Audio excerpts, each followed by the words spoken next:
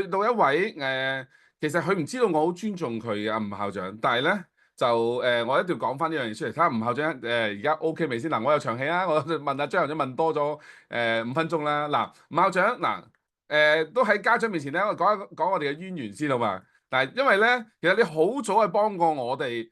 即係你想當年咧，當時阿吳少琪校長咧，喺大埔啦，我哋創校啊嘛，我同阿吳校長，因為我係其中一位創校孫方中書院嘅時候，咁我嗰時已經見過你㗎啦。你係因為你以前同阿吳，我即係我恩師吳校長咧，你係同事啊嘛，你係過咗嚟俾啲意我哋啲同事啊知道，咁所以咧其實即係你好早期已經幫咗我呢個淵源，我諗你未必記得啦應該。係啊，潘生嚟，係啦，即係我都真係唔記得嘅。不過我記得咧，我嚟過孫方中中學，我去探訪過你哋，咁啊同你哋有啲傾談啊咁樣。咁冇錯啊，啊，冇錯啊。我估唔到你記到今日啊，多謝你啊！唔係，我好深刻嘅，因為嗰陣時想當年我係啱啱教書，跟住又得到阿吳校長嗰個提攜，咁做訓導主任啦，跟住做學生成長支援主任啦，即係一直創校啦。我係頭4個請嘅老師，咁啊乜都唔識，咁啊阿吳校長就周圍揾啲人咧幫手，咁啊其中就梗係揾啲舊同事啊嘛。咁你過嚟咧，即係我哋之後係有聽翻，譬如吳校長分享翻話即係有啲嘅朋友過到嚟俾啲意見我哋。咁你知啦，即係嗰陣時其實乜都唔識噶嘛，咁就係要靠你哋啲前輩咯。所以其實咧，你唔知道，但係我一直記到今天，因為我好深刻印象嘅。咁啊，而家阿胡校長啦，阿胡鳳瓊啊，即係我哋以前舊同事啦，咁樣，即係你哋都有，我知道都係有聯繫啦。咁啊，仲有好多啲舊同事啦，即係阿 Fiona 啊、阿林偉薇老師嗰啲咧，全部都係咧，我哋都有講翻起呢件事嘅。咁所以我都好感謝你嘅。咁但係今日我再感謝你就話，你亦都咧過到嚟咧，就去分享。我有關於你哋學校嘅情況，亦都作為一個個案咧，就俾家長了解。其實選校嘅時候，究竟有啲咩考慮點？嗱，頭先你見啦，我前面有提到，我今日會講啲功利嘢嘅，即係後邊嗰啲所謂你係即係有啲家長話好想升某類型嘅中學，但係即係我又覺得係你想知，我話俾你聽，但係我好想你哋校長咧就都引實際上見到好多情況咧。其實即係嗰策略你知咗之後用唔用佢自己選擇，但係佢應該全面去了解。咁我希望咧，即係哇，用你哋咁多年經驗都話俾啲家長聽，其實真實嗰個選校嘅時候係咪仲有更多因素要考慮咯？今日要拜託你啦，就幫手去分享一下啦。我咁客氣嚇，咁我都多謝你即係邀請我啦，就同啲家長有啲分享下。咁我就俾個 PowerPoint 你哋望下先。好，阿吳校長你冇變樣過嚟咁多年，唔係啩？係啊，即係我好記得嘅嗰陣時嚇，大家係咪睇到我個投影片啊？好清楚，好清楚。係咪啊？OK，好啊。咁咧就我諗咧，可即係能係咪都會阿潘想 Sir 咧都俾播個任放出嚟啊？務我啦。我見啊未播到一個投影模式，啊見到左邊嗰啲PowerPoint 即係每一頁咯。可能係係啊，撳個，OK，投影模式睇係啦，下係咪？OK 睇到啦。係咁多啦。而家又 OK，睇唔到啦，要撳多一下可能，要好撳多下。似個投影模式係啦，可能撳多一下先。咦，佢係彈咗出嚟又收翻喎，可能係咪試下停咗俾我試多次啊！俾我試試多次。多次都得，係啦。咁啊，就我阿吳校長好好嘅，其實咧有時咧之前同我有時 WhatsApp 傾談咧，都吳校長除咗即係過嚟幫家長之外咧，其實都記掛咗好多同行嘅。我都好深刻印象，吳校長又同我講下啊，會唔會有其他學校可以一齊多啲去交流啊，俾多啲資訊家長啊？小學啊，吳校長都記掛住嘅喎嚇。咁啊，遲啲咧，我諗可能即係。我揾啲小學過嚟校長嚟去分享嘅時候咧，就要勞煩吳校長咧幫我哋咧又去聯繫下啦。嗱，咁所以大家即係我希望喺吳校長去處理嘅時候咧，都要咁樣就係好多校長朋友咧，其實佢喺呢個位置咧，佢不單止為大家分享，其實咧好多校長朋友咧，其實係幫緊潘 Sir 咧係帶更多嘅資源專家過嚟嘅。因為講真咧，今年我好咁樣啦，40位校長。其實唔係40位校長都我完全呢一刻識晒嘅，係都要靠校長去話，不如有啲家長係咪想知道某啲資訊咧？咁我就請校長，咁不如你幫我有冇邊呢類型嘅校長可以介紹啊？咁跟住就識咗啦。嗱，呢個就係呢個即係大家互助嘅威力啦。潘 Sir 啊，而家你睇唔睇到啊？個投影片我未睇到，我未睇到，係啦，？OK，我咁我睇下。好啊，我再分享一次啊。好，你試下再分享一次，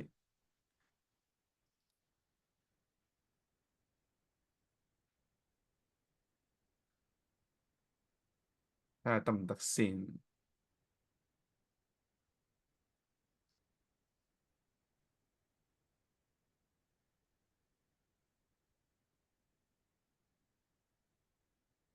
又見到 PowerPoint 咯，睇下試下嗰個投影模式先。係，誒，而家見到咯，好清楚咯，得啦，係咪好清楚啊好清楚，？OK，係啦。好啦，好，交俾你，吳咁啊多校長，唔該謝阿潘 Sir。晒。咁啊，通常俾到個任務我嘅就同啲家長咧講解下有關，即係究竟我哋作為家長應該點樣幫仔女去選擇一間合適嘅中學啦。其實咧，我諗未必就係一間最好嘅中學。我諗咧，即係最重要就係有冇一間咧係一間合適你哋子女嘅中學。特別係咧，因為讀書係即係我諗係啊小朋友，即係你嘅仔女啦，嘅一個好重要嘅一個歷程嚟嘅。咁同埋成個嘅經歷咧，都係你仔女去面對。咁所以咧，我覺得喺揀學校嘅時間咧，係好需要咧，係了解咗究竟你嘅仔仔女女究竟佢個學習習慣係點樣，佢哋嘅學習特性又如何咧咁樣，然去揾一間咧係比較匹配同埋合適佢哋嘅學校咧。我相信咁樣咧係先至會令到咧個小朋友咧喺學習上面去有具自信。同埋係有一個嘅即係追求學習嗰個嘅理念嘅方式嘅。咁所以咧，我覺得第一樣啦，喺即係喺我嘅分享裏邊，我最重要就係需要了解子女嗰個需求，同埋咧你要了解下究竟嗰間學校嘅辦學理念同埋一啲學習嘅風格咧，究竟係咪你嘅小朋友係能夠接受到嘅咧？我亦都真係見過一啲好比較出名嘅學校啊，佢哋用嘅方法真係好似一個好傳統嘅教學模式，老師不斷上堂嘅教授，要同學咧喺做功課啊、測驗啊嘅時間咧，要一字不漏咁樣寫出嚟咧，先可以咧攞晒分嘅。如果唔係咧，就會俾老師扣分。咁樣咧，其實係好，即係要好睇下你嘅子女究竟係咪一個咧背誦能力好強，係能夠好集中精神喺學習上邊做就係下功夫嘅一個嘅方向嚟㗎。咁呢個咧，我諗都係一個好重要嘅一個環節啦。另外，我覺得即係學校嘅學術表現啊，各樣嘢可能大家都會了解啦。究竟嗰間學校究竟係咪一間可以幫你嘅子女喺未來嘅時間咧，能夠繼續佢嘅學業持續進修啊？咁啊，我第三個覺得咧，即係學校環境都係一個好重要嘅一個環節嚟㗎。因為咧，有人咁講啊，你想去揀去唔去揀嗰間學校咧？其實去留意下嗰間學校校園嘅文化，例如喺佢校園門口望下，又或者咧就親身去學校去睇下。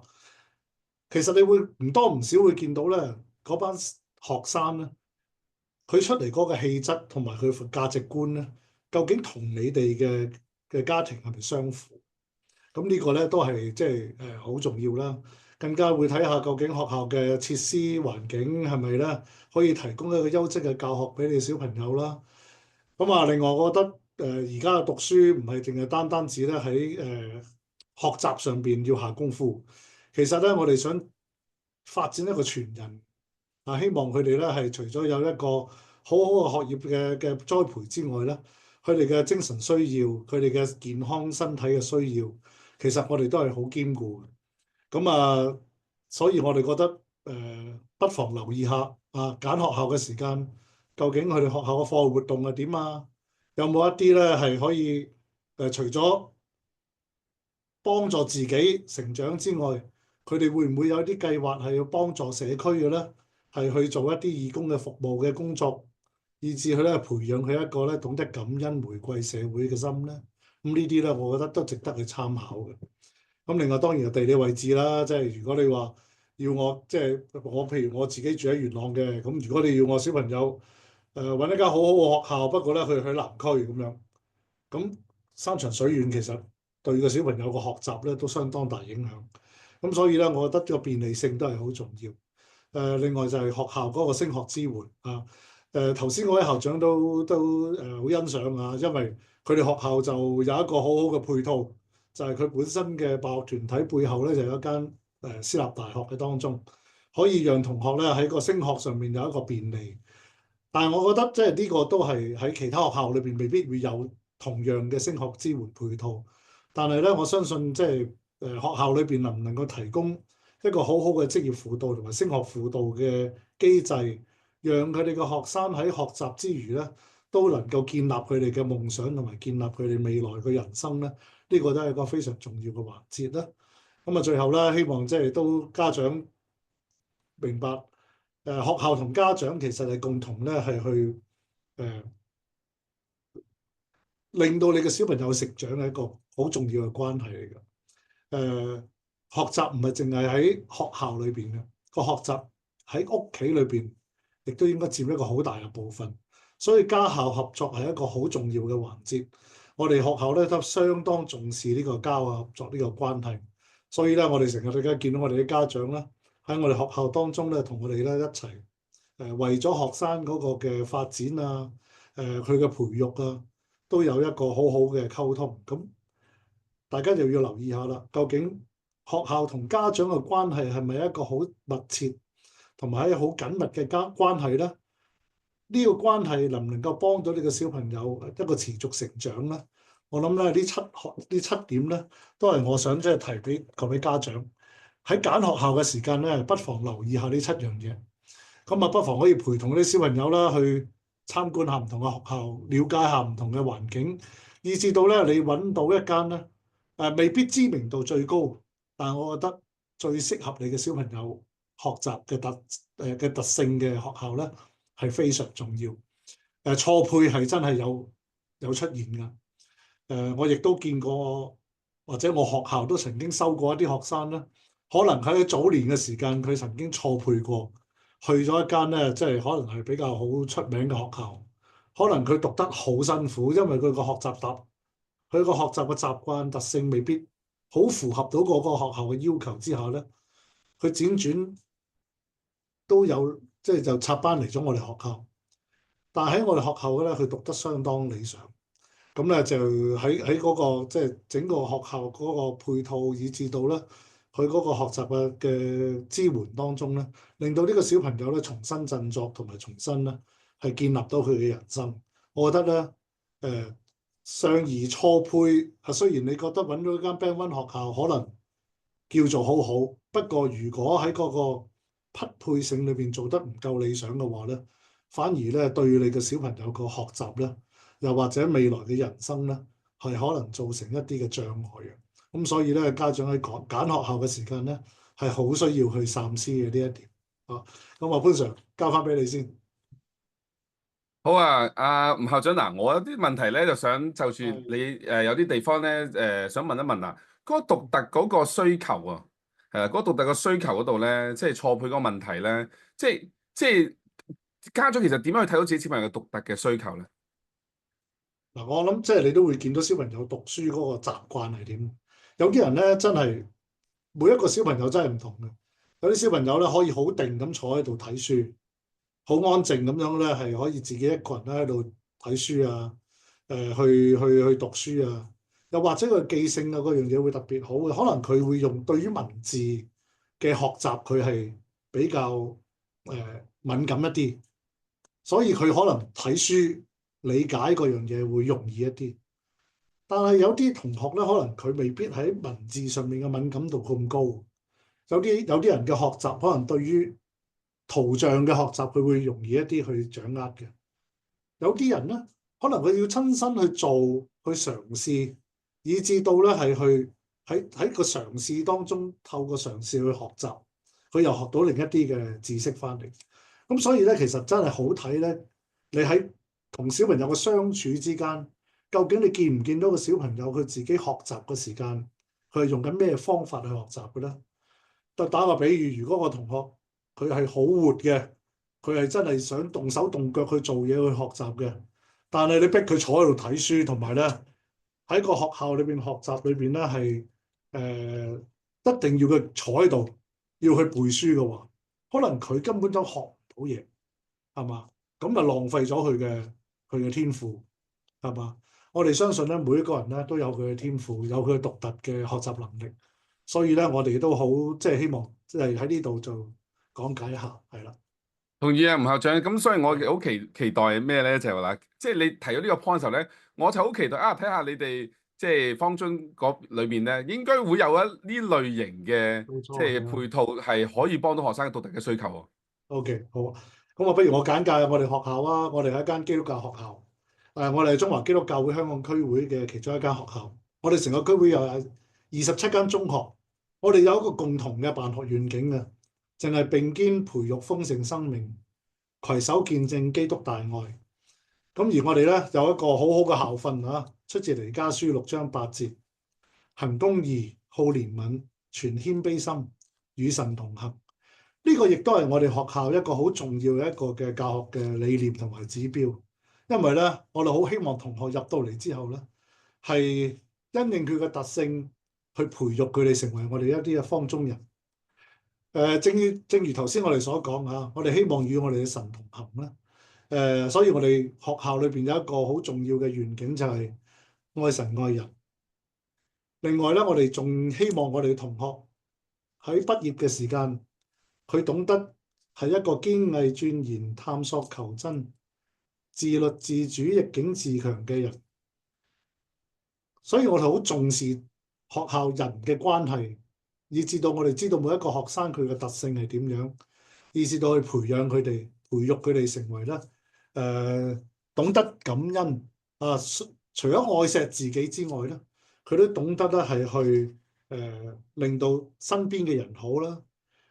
亦都希望透過建立佢嘅知識同埋技能嘅提升啦，係令到佢哋第日咧係能夠具一個有競爭力嘅人，同埋咧懂得咧係去回饋社會。咁咧，我哋見到咧，我哋方中人嘅特質當中咧，我哋見到我哋每年咧其實有啲嘅價值觀，一啲人格嘅塑造啦，透過每一年咧遞增上去，最終咧希望能夠做到我哋最終方中人嘅特質啊。所以咧，我哋除咗喺知識層面裏邊，我哋希望灌輸到俾我哋同學以外，我哋嘅關注事項其中一點咧，都係向同學咧建立一個實踐一個正向嘅價值，同埋咧希望佢哋咧能夠建立一個咧正確嘅價值觀同埋積極嘅態度啊。咁啊點做咧？咁樣咁我哋從中一開始咧，其實我哋已經咧係有好多嘅計劃啦，係幫緊啲同學咧係建立呢一個嘅方中人啊。咁啊，例如啦喺方中一裏邊咧，我哋會有好多嘅迎新嘅工作啊、成長型嘅工作啊等等啦，係整年咧係為同學咧提供一個關愛同埋咧係適應中學生活嘅一個活動。嗱，我哋咧除咗有中一嘅訓練營啦，令到佢哋咧有一個團結同埋團隊嘅精神。我哋咧好着重咧就係班級經營嘅工作。咁啊，我哋喺中一，我哋有兩樣嘢咧係好想同學咧一定要參加嘅。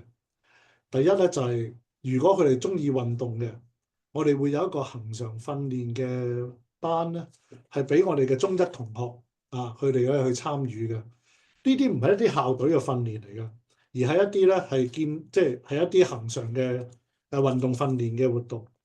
另外咧，我哋亦都有一啲表演藝術嘅活動啊。如果同學佢唔係好中意對打波或者做運動嘅，我哋都想佢哋咧積極參與一啲嘅另一類嘅活動啦，例如藝術嘅表演啦，例如中樂團啊、中國舞啊、跆拳道啊、強身健體嘅有詠春小組啊、合唱團啊等等啊。咁啊，呢啲咧都係我哋咧做俾我哋中一嘅同學。我哋希望我哋嘅同學入到嚟之後咧，去感受到呢個校園氣氛，同埋整個校園氛圍咧，都係愛錫佢哋嘅。希望佢哋咧能夠建立到佢哋喺方中一個家嘅感覺，以至到咧係可以好安心我哋咧喺度學習成長，同埋咧係好好學習啊。咁正如我頭先所講啦，我哋咧好着重咧同學除咗要建立得自己，將自己建立得好之外咧，我哋都好想同學咧係懂得咧係感恩回歸。因為我哋都教緊我哋嘅同學，我哋能夠有機會喺度讀書，其實我哋受到好多社會資源，以至到咧我哋能夠咧喺一個咁好嘅環境裏邊學習。我哋得到呢啲嘅資源之後，我哋日後點樣能夠可以回饋社會咧？呢個都係我哋咧係好着重去教導我哋嘅同學嘅一個重要嘅價值觀。所以自小開始咧，我哋都要不斷向同學咧係灌輸有唔同嘅社會服務嘅責任咧，係俾我哋嘅同學仔嘅。咁所以除咗頭先嘅運動項目之外咧，我哋其實仲有咧就係培養我哋嘅同學咧有一個紀律嘅訓練啦。所以咧，我要求所有嘅入嚟嘅中一同學，佢哋必須要參加一啲嘅紀律制服團隊嘅訓練，例如男童軍、女童軍、聖約翰救傷隊同埋升旗隊。咁呢啲咧都係貫徹咗我哋整間學校嘅一個嘅理念，就係培育我哋嘅同學咧要成為一個懂得感恩、回歸社會嘅人啊。咁你見到啲同學仔咧生活係好開心嘅。咁喺課程當中咧，我諗我哋即係一般嘅課程咧，我哋都大體都同其他中學咧冇乜好大嘅分別。不過我要講咧有兩個重點咧，我想講嘅。第一個就係我哋嘅英語課啊。我諗咧一般人咧都認為英語課咧可能係即係要上堂講英語，一啲讀聽講寫一啲咁嘅比較可能會比較沉悶嘅方法。但係我哋學校咧喺英語課裏邊咧，我哋特別加插咗一個叫做英語戲劇課。我哋知道咧，同學喺學習上邊咧，未必一定係可以坐定定咁樣去學習嘅。有啲同學咧，可能佢係透過閱讀，佢可以做到好好，咁所以我哋有閱讀計劃。但係有啲同學咧，可能佢透過活動，透過動手做，佢可以咧係學得更好嘅。所以我哋咧亦都設計咗一個英語嘅戲劇課。咁每日佢哋咧會透過課堂啦，去學習英語話劇啦，以至到咧佢哋透過咁嘅方式咧去學習英語。咁除此之外啦，咁我哋都會咧係有一啲嘅課外活動啦，例如英語嘅辯論隊啦。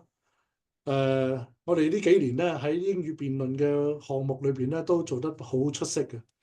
我哋連續幾年咧喺香港聯合國教科文組織協會所舉辦嘅可持續發展英語辯論比賽當中咧，我哋無論喺初中組同埋高中組咧，都係獲得唔錯嘅成績。咁咧，我哋同好多區外嘅名校啦一齊去比拼嘅時間咧，我見到同學嘅自信都係好高嘅。佢哋能夠咧透過呢啲嘅比賽咧，係話俾人聽啊，就算佢哋係一啲名校，佢哋平時好多人係用開英語去説話嘅學校嘅學生啊，原來我哋嘅同學咧出去比賽嘅時間咧，佢都不落下風喎，佢哋都能夠咧係獲得獎賞嘅，獲得獎項嘅。咁呢啲咧都係我哋透過啦喺我哋學校喺課堂裏邊啊，就住學生一啲嘅學習特性，以至到咧係培養到佢哋喺英語學習嘅一啲嘅情況。咁咧，我哋仲有咧，我哋另一個好特色課程咧，就係創意教育科。因為咧，我哋喺誒現今嘅世界環境裏邊，大家都知道啦，我哋好需要有一個創科嘅發展嘅路向。咁啊，香港都大力發展創科。咁我哋咧喺3年前咧，其實我哋已經咧將呢個創意教育科咧，係擺咗我哋嘅初中課程裏邊，去讓同學咧去學習點樣去做編程啊，去做設計啊咁樣。咁我哋嘅創意教育科咧係以產品設計作為主導嘅，讓同學咧係去自己就住世界一啲重要嘅議題，又或者佢見到人類生活有咩困難或者一啲便利咧，去讓佢哋去設計一啲嘅產品。咁啊，其中咧，我記得有一個同學咧設計咗一件背心咧，就係俾人着住嚟踩單車嘅。嗰個背心咧有個 sensor 咧，就係當個人轉咗，嗰個背心後邊咧就會有個箭嘴咧指住佢轉咗，就係好似汽車嘅指揮燈一樣。咁我諗咧，即係同學見到呢個就係見到啲平時嘅人喺道路上面踩單車，可能佢覺得佢好危險啊，轉左轉右都唔知佢轉去邊。咁特登咧設計咗件背心俾佢哋咧，係可以當個人轉咗，佢就會有個 sensor 俾佢有個指示，有眼燈俾佢，有個箭嘴出咗嚟轉咗嘅咁樣。我覺得同學嗰個思維啊，同埋佢哋嗰個嘅創意咧係非常高嘅。咁咧係發展咗幾年之後咧，我哋亦都帶同學去玩機械人賽啦咁樣。咁喺舊年啦，我哋就參加咗咧喺美國勞倫斯大學嘅一個世界機械人大賽國際賽。我哋同學咧憑住一個咧回收箱咧回收機械人咧，係獲得到咧呢一個高中創意組嘅冠軍。咁咧我哋見到同學咧，其實透過幾年嘅一啲嘅創意教育嘅培訓之下咧，佢哋咧都能夠咧喺個無論喺嗰個創意思維上邊，喺個解難能力上邊咧，都有一個好大嘅突破。咁能夠咧衝出世界咧，我覺得呢個咧都係我哋幾欣慰嘅時間。咁啊，其他嘅工作咧，我唔多講嚇。咁我另外咧，我頭先有提及過嘅，就係我哋學校咧都好着重咧培育同學嘅不同嘅學習能力。例如有同學可能畫畫、藝術好叻嘅，咁我哋咧都好大力讓同學發展嗰個視覺藝術科。咁啊，我哋每年咧，你見到呢啲壁畫啦，同埋包括咗第一幅喺我哋嘅 PowerPoint 第一幅啦，其實都係我哋每年咧有一幅牆咧係俾我哋嘅同學，一啲修視藝科嘅高中同學啦，佢哋嘅畢業作品嚟嘅。你見到呢幅 PowerPoint 裏邊咧，所有嘅作品咧都係同學佢哋嘅畢業作品嚟嘅。佢哋每屆咧都會有一幅啊，咁呢度咧都儲咗好幾屆㗎啦。啊，咁另外咧，我哋見到啦，有唔同嘅同學嘅才能都喺當中顯現啦。我哋都特登俾一啲嘅平台俾佢哋，讓佢哋咧係發揮佢哋嘅創意，同埋展示佢哋嘅能力嘅。咁我哋去年咧喺視覺藝術科咧，更加一位同學咧係獲得5星星嘅佳績。佢依家咧繼續咧都係喺大學裏邊咧進修視藝嘅工作㗎。咁啊，包括體育啊呢啲我咧都係我唔長談啦，因為我知時間都唔係好多。咁啊，都講一講呢個同學啦。頭先藝術嘅我哋有體育嘅同學嘅發展咧，我哋都好重視。咁其中咧，郭俊浩同學咧，佢而家只係中4級，但佢而家咧已經咧成為咗咧香港青年代表隊嘅一員啦。佢曾經咧都喺U16嘅100米欄裏邊咧係攞到冠軍，同埋打破咗大會紀錄嘅。咁喺啲全港嘅公開賽裏邊咧，佢都獲得良好嘅成績啊！我哋希望咧，讓同學咧能夠知道佢喺呢個體育運動裏邊，佢能夠得到佢哋一個好好嘅成就以下，能夠咧係繼續佢哋嘅學業，以至到咧建立佢嘅人生。學校環境位置係好清幽嘅，咁啊喺濕地公園附近啦。如果即係各位家長未嚟過我哋學校咧，咁都值得嚟我哋學校咧去欣賞一下睇下，因為咧我哋特意咧為學生咧係創立咗好多唔同嘅良好嘅地方啊，以至到咧係建立佢哋嗰個嘅學習嘅。譬如我哋嘅 STEAM Room 啦，最近咧我哋有個新遊啊，就係咧我哋咧係去建立咗一個中藥園。Sorry 啊，可能跳得太快啦。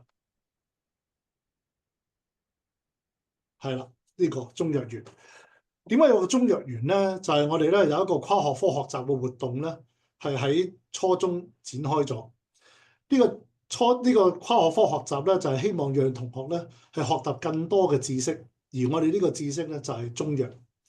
我哋知道咧，中藥係其中一個國水啦，亦都一個咧係可以咧係幫助到人嘅一個嘅醫學啦嚇。咁雖然我哋唔係真係教同學點樣去做中醫嘅，但係我哋就係透過個跨學科學習啦，讓同學係認識更多中醫嘅理論，同埋一啲中草藥嘅呢個特性，以至到咧係可以培養我哋嘅同學，日後如果佢對中醫係有興趣嘅時間咧，佢能夠咧係去繼續升讀去中醫相關嘅學科。咁我哋前2年啦，其實我哋一路推動緊㗎啦。咁但係咧，今年咧我哋先正式咧就建好咗中藥園，同埋有一個咁樣嘅跨學科學習嘅活動，希望咧培養更多嘅同學咧對中醫藥咧有興趣，能夠將來咧係回饋社會嘅。咁啊，的而且確我哋亦都有唔少嘅畢業生咧，佢哋都選擇咗咧修讀中醫咧，係作為佢哋嘅升學嘅路向。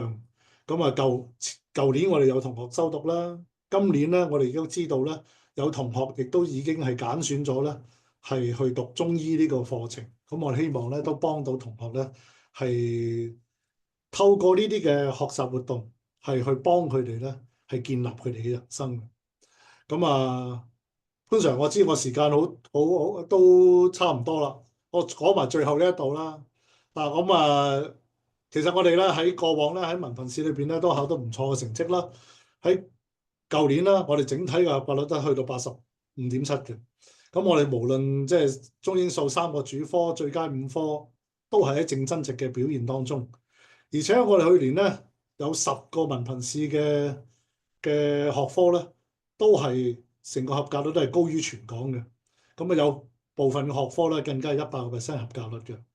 咁啊，呢個咧都係超越咗全港嘅水平啦。咁我哋考獲五星、五星星至到5級嘅咧，都有好幾個學科。咁啊，都係幫助到同學咧係去升讀到大學嘅。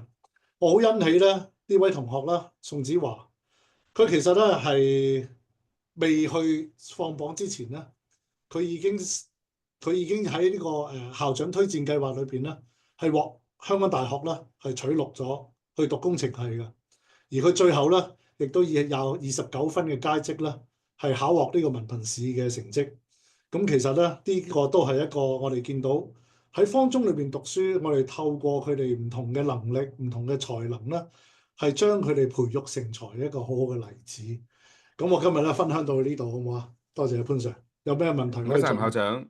啊？有啲跟進問題，梗係要問下你啦，因為我覺得啲地方好，即係令到我好注意到某啲地方。因為咧嗱當然我要感謝你中華基督教會咁多間學校，因為其實咧今次我哋呢個系列講座咧，其實咧就最多學校嚟嘅代表就係中華基督教會。唔係啊，係啦，係好多啊，即多謝你。係各區啊，因為你中國基督教會大啊，即係你諗下，你小學有30間，中學27間，幼稚園，咁所以變咗咧，即係都感謝你哋好多，即係亦都代表咗其實你哋個辦學團體屬下嘅學校咧，其實好願意走出嚟咧，同家長去分享，係唔同類型嘅學校都走出嚟分享，咁我哋好感謝。咁之前甚至阿施校長佢又借出場地啦，喺寬倫中學度，咁所以我覺得即係如果大家去揀學校時，都可能冇諗過揀嚟辦學團體下，即係因為有啲辦學團體可能佢成個氛圍營造咧，佢就係咁樣啦，即係好願意出嚟分享啊！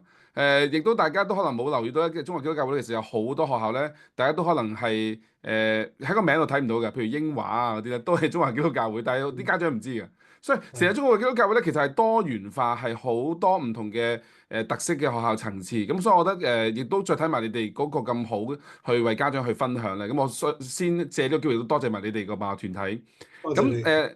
係啊，咁但係另外一個我睇到特色就係話咧，其實咧就係、你嗰個英語課嗰度咧，嗰、個英文辯論嗰度，同埋個戲劇課嗰度咧，嗱係啊，我喺度諗就話咧，其實即係你講緊嗰個獨特性嘅照顧學生嘅獨特性嘅時候咧，我就諗緊其實英語其實好多時都係即係可能好多同學仔嘅香港同學仔嘅難關啦，係啦。咁我其實幾好奇就話呢個英語課或者甚至個英文辯論，其實應該係唔容易喎，對啲同學仔嚟講嚇。咁你哋冇錯。去做嘅時候，有冇遇到咩困難，或者係咪咁樣係會更幫到你學習英文咧？嗱，老實講啊，學校即係我哋嘅收生嘅同學，佢英語能力係咪特別強咧？所以佢能夠入到嚟去做嗰個英語辯論隊咧咁樣。咁我相信咧，即係唔係話一定係有一個好大嘅優勢啦，咁講啦。咁我諗我哋收翻嚟嘅同學咧，都係一般嘅水平啦。咁我哋見到咧，即係同學其實尤其是喺我哋天水圍區啦，我哋見到小朋友用英語嘅機會其實好低嘅。我諗你都好明白，即係呢個社區啦，你唔會見到有好多外國人，或者佢用英語嘅機會亦都唔多。所以其實我哋好特別咧，係強調即係即係當同學立到嚟嘅時間咧，喺呢個語境啊，喺氛圍上面，我想做多啲。咁所以咧，其實我哋特別請多咗一啲嘅外籍英語教師㗎。一間學校可能有一個，我哋咧今年係有4個㗎。OK，咁所以咧，我哋咧喺日常裏邊咧都好着重同學咧喺學校嘅環境裏邊咧係多用英語。咁啊喺食飯嘅時間，佢哋有英語活動啦。我哋咧每個禮拜有其中一日早會咧，係讓同學咧係主持早會嘅，但係佢哋唔係用廣東話去主持早會嘅，佢哋用英文去主持早會嘅。佢哋分別去分享啦、祈禱啦、宣佈啦、一啲嘅每日一句啦都係用英語咧俾佢哋去掌握嘅。咁呢啲都係我哋特別做一啲嘅氛圍啦，係令到學校嗰個英語環境咧係進一步提升嘅一個元素。咁同學接觸得多，佢哋有機會講得多，亦都唔怕嘅時間咧。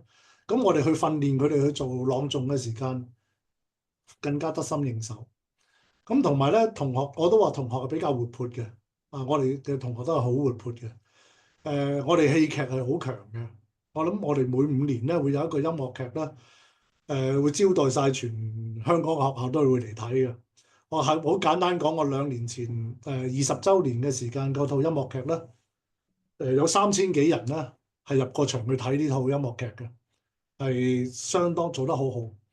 咁同學對戲劇係好有熱誠嘅，咁所以我哋就借住呢個機會咧，喺個英文課裏邊都加咗英語話劇落去，讓同學透過佢哋中意嘅嘢中意做話劇，加強個語境，就用英語去作為媒介，讓佢哋咧係多講，唔怕講，而且咧係兩個更多嘅學習機會喺當中。咁所以你話難唔難咧？係難嘅，不過做得到咯，係啦。有心啊，同埋咧嗱，我明天水圍區嗰個情況咧，因為我喺孫安中教書之前嗰年就喺天水圍教，不過唔講咩學校啦，就喺天宇村嗰邊嘅教咗1年。咁我覺得呢個地方係學校裏邊佢真係要花好多力氣。咁包括你哋揾4個外籍老師咧，咁個錢又要即係頭痕啦，諗下點請啦。咁另外我覺得亦都唔係即係外籍老師就可以解決晒所有問題，因為其實成個氛圍咧。咁所以我係好欣賞，即係喺天水圍區嗰度咧，即係吳校長你用咁樣嘅資源咧擺落去嗰度咧，幫到即係好多嘅家庭。其實可能佢哋未必有咁多嘅資源去喺英語學習嗰度咧，係喺課後咧就支援。咁而家學校就做咗一個好好嘅環境俾佢。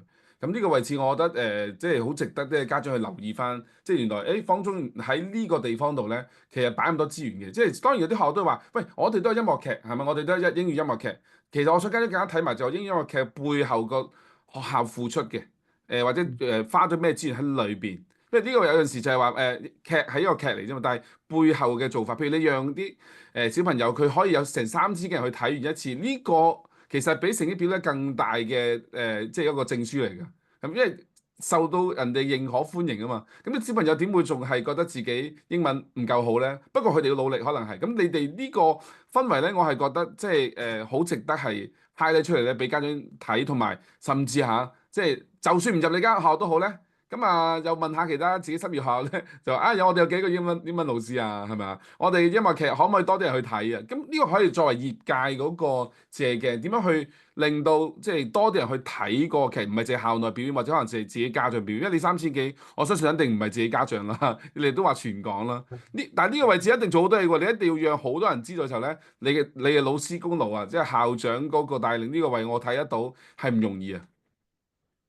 係啊，我其中有個同學咧，舊年佢做主角㗎。2年前佢就係因為即係佢小學6年班嗰陣時嚟睇過嗰套劇，佢特登入咗嚟，好期待自己有機會做主角。但係啱啱疫情咧就即係打斷咗，佢自己都好驚自己冇機會做主角嘅。後尾我最後咧都喺疫情之後，我哋即刻去復常翻之後咧，都咬實牙根都做套音樂劇啦咁樣。咁所以咧佢有機會咧喺畢業前咧都有機會咧自己親身去做主角，就係呢位女仔咯，即係呢幅圖裏邊企喺度嗰位女同學。咁佢就係即係佢中一入嚟嘅時間，佢就係慕名而嚟，佢想即係佢而家有一個中幾啊？好唔係就有學習機中幾啊？呢個會同學仔。係啦，而家中幾而家啲同學仔？畢咗業啦，係哦，啦，如果遲啲佢有機會啱啱畢翻嚟分業。享下最好添啊！即係睇埋係佢未來發展啊！感謝吳校長你帶咗一啲咁好嘅資訊，係。啊，好多謝你。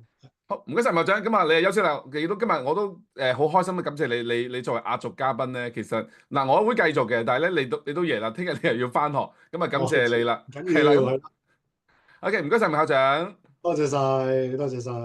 好。